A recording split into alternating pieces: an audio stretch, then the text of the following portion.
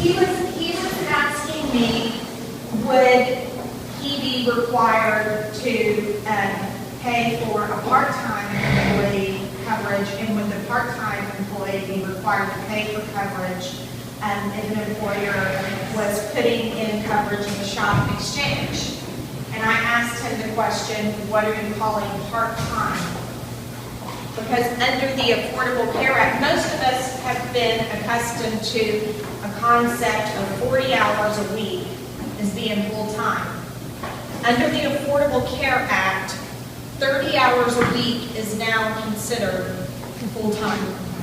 Anybody working more than 30 hours a week is considered full-time. And so therefore, you would need to offer, if you're an employer, you would need to, and you're offering coverage, you would need to consider anybody working more than 30 hours a week as a full-time employee, and those would be the people that you would be offering coverage to. One thing I want to clear up, I know that we have a wide variety of different people in here, but one thing I want to clear up.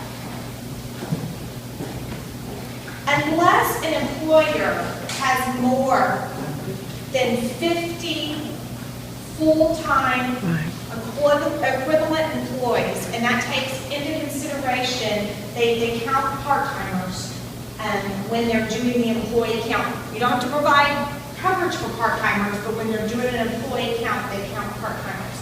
Unless they have 50 or more full-time equivalent employees, an employer is not required to provide coverage. Not required to provide coverage. That's a big, big misconception about this bill. Huge misconception about this bill.